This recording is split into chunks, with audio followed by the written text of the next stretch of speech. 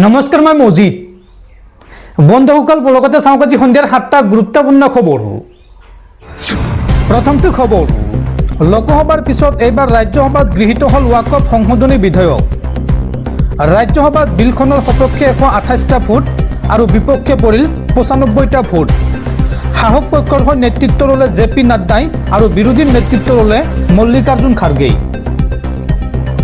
লোকসভাৰ পিছত এইবাৰ ৰাজ্যসভাত গৃহীত হল ৱাকফ সংশোধনী বিধেয়ক ৰাজ্যসভাত এই বিলখনৰ সপক্ষে 128টা ভোট পৰিল আৰু বিপক্ষে পৰিল 95টা ভোট ৱাকফ সংশোধনী বিতৰ্কত শাসক পক্ষৰ হৈ নেতৃত্ব ল'লে জেপি নাড্ডাই আৰু ৱাকফ সংশোধনী বিতৰ্কত বিৰোধীৰ নেতৃত্ব ল'লে মল্লিকাৰ্জুন খাৰ্গেই উল্লেখযোগ্য যে বৃহস্পতিবাৰে লোকসভাত গৃহীত হৈছিল এই ৱাকফ সংশোধনী বিধেয়কখন 12 ঘণ্টাজোৰা বিতৰ্কৰ অন্তত নিশা 2 বজাত গৃহীত হৈছিল এই বিধেয়কখন আৰু বিধেয়কখনৰ বিৰুদ্ধে বিৰোধীৰ আপত্তি নৰজিল লোকসভাৰ মজিয়াত বিৰোধীৰ দুৰ্ঘৰ আপত্তি সত্ত্বেও বিধেয়কখনৰ সপক্ষত ভোট পৰিছিল 288টা আনহাতে বিৰোধীৰ 232টা ভোট লাভ কৰিছিল বা পৰিছিল বিপক্ষে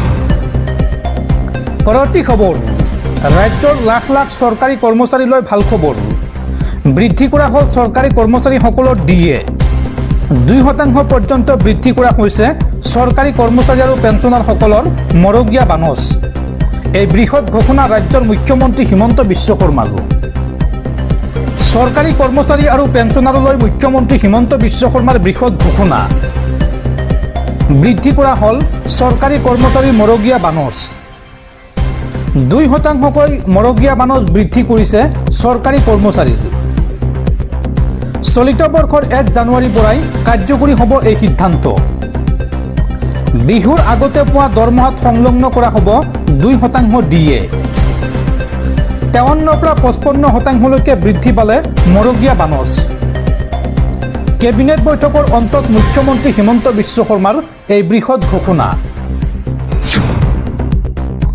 পৰৱৰ্তী খবৰ লোকসভাৰ পিছত ৰাজ্যসভাত গৃহীত হল ৱাকফ সংশোধনী বিধেয়ক আৰু এতিয়া নিৰ্বাচনৰ সময়ত মুছলমানৰ ওচৰলৈ কি মুখ লৈ যাব কিংমেকাৰ নীতিশ কুমাৰ আৰু চন্দ্ৰবাবু নাইডুৱে এই প্ৰশ্ন কৰিছে মুছলমানসকলে ৰাজপথৰ সমান্তৰালকৈ আইনী যুঁজ অব্যাহত ৰাখিব মুছলমানে আৰু লগতে এই বিধেয়ক সন্দৰ্ভত সৰ্বোচ্চ ন্যায়ালয়ৰ দ্বাৰস্থ হ'ব কংগ্ৰেছ দল নিৰ্বাচনৰ সময়ত মুছলমানৰ ওচৰলৈ এতিয়া কি মুখ লৈ যাব নীতিশ কুমাৰ আৰু চন্দ্ৰবাবু নাইডুৱে মোদীৰ ভয়ত মুছলমানৰ লগত প্ৰতাৰণা কৰিলে নীতিশ কুমাৰ আৰু চন্দ্ৰবাবু নাইডুৱে বিহাৰৰ নিৰ্বাচনৰ সময়ত মুছলমানৰ ওচৰত যাব সাহস হ'বনে নীতিশ কুমাৰৰ নিৰ্বাচনৰ সময়ত আশ্বাস দি সংসদত তাৰ বিপৰীত কাম কৰে নীতিশ কুমাৰে আৰু ৰাজপথৰ সমান্তৰালকৈ আইনী যুঁজ অব্যাহত ৰাখিব মুছলমানে উচ্চতম ন্যায়ালয়ৰ দ্বাৰস্থ হ'ব মুছলমানসকল ৱাকফ সংশোধনী বিধেয়কক লৈ AIMIMৰ নেতা ইমতিয়াজ জলিলৰ এই মন্তব্য আৰু লগতে এই বিধেয়কখনক লৈ দেশৰ সৰ্বোচ্চ ন্যায়ালয়ৰ দ্বাৰস্থ হ'ব কংগ্ৰেছ দল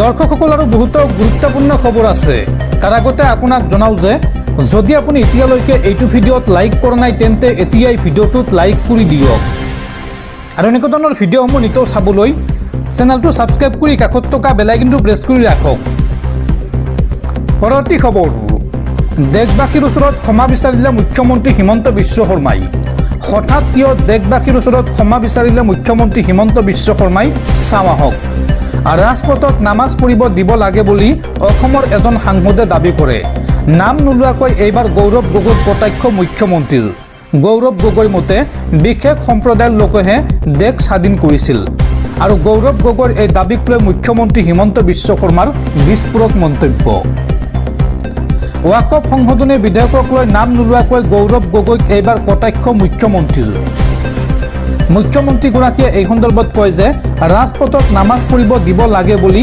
অসমৰ এজন সাংসদে দাবী কৰে তেখেতৰ মতে হিন্দু মানুহে কৰা নাই স্বাধীনতা সংগ্ৰাম অসমৰ কোনো মুছলমানে ৰাজপথত নামাজ নপঢ়ে মুছলমানে উত্থাপন নকৰা দাবীও তেওঁ উত্থাপন কৰে তেওঁৰ দাবীৰ বাবে দেশবাসীৰ ওচৰত লজ্জা পাব লগা হৈছে অসমবাসীয়ে তেওঁৰ মতে বিশেষ সম্প্ৰদায়ৰ লোকেহে স্বাধীনতা সংগ্ৰামত জঁপিয়াই পৰিছিল আৰু তেওঁৰ এই আচৰণৰ বাবে মই দেশবাসীৰ ওচৰত ক্ষমা বিচাৰিছোঁ।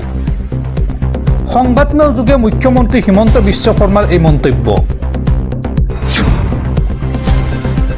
পৰৱৰ্তী খবৰ, গুৱাহাটী মহানগৰীত 2 ACS বিষয়াৰ বাসগৃহত চিয়াম ভিজিলেন্সৰ অভিযান। ACS বিষয়া তনবীৰ আহমেদ আৰু মাছুম আহমেদৰ বাসগৃহত চিয়াম ভিজিলেন্সৰ অভিযান। ভেটাপাৰাৰ জ্যোতিপ্ৰসাদ আগৰৱালা উপপথৰ 20 নং বাসগৃহত অভিযান চিয়াম ভিজিলেন্সৰ। আয় বহিৰ্ভূত সম্পত্তিৰ গোচৰত এই অভিযান চলাই মুখ্যমন্ত্ৰীৰ বিশেষ তদাৰকী শাখাই। দুৱৰে বিৰুদ্ধে 8/2025 আৰু 9/2025 নম্বৰত ৰুজু হৈছে গোচৰ। দলগাঁও ৰাজচক্ৰ বিষয়া হিচাপে বৰ্তমান কৰ্মৰত আছিল তনবীৰ আহমেদ আৰু মাছুম আহমেদ কৰ্মৰত আছিল বজালী পাটাচাৰকুচি ৰাজচক্ৰ বিষয়া হিচাপে। পৰৱৰ্তী খবৰ, ৰাজ্যবাসীলৈ ভাল খবৰ। অহা 1 বহাগৰ পৰা ইংৰাজীৰ লগতে অসমীয়া ভাষাত প্ৰকাশ পাব চৰকাৰী সকলো নথিপত্ৰ। লগতে বৰাকত বঙালী আৰু BTADত বড়ো ভাষাত চৰকাৰী নিৰ্দেশনা প্ৰকাশ পাব। ৰাজ্যিক কেবিনেট বৈঠকত লোৱা হৈছে এই বৃহৎ সিদ্ধান্ত।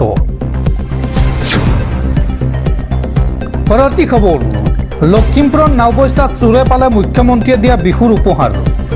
চোৰৰ সৈতে সুসম্পৰ্ক এজন বিজেপি সাংসদৰ আৰু সাংসদৰ অনুমোদন ক্ৰমে চোৰৰ নাম মুখ্যমন্ত্ৰীৰ তালিকাত আৰু ডাকযোগে এইগৰাকী চোৰে লাভ কৰিলে মুখ্যমন্ত্ৰীয়ে দিয়া বিহুৰ উপহাৰ। পৰৱৰ্তী খবৰ, বিজেপি চৰকাৰ ভংগ হ'লে বাতিল হ'ব ৱাকফ সংশোধনী বিধেয়ক। ৱাকফ বিল গৃহীত হোৱাৰ পিছতে এই মন্তব্য পশ্চিমবংগৰ মুখ্যমন্ত্ৰী মমতা বেনাৰ্জীৰ। বিজেপি চৰকাৰ ভংগ হ'লে বাতিল হ'ব ৱাকফ সংশোধনী বিধেয়ক।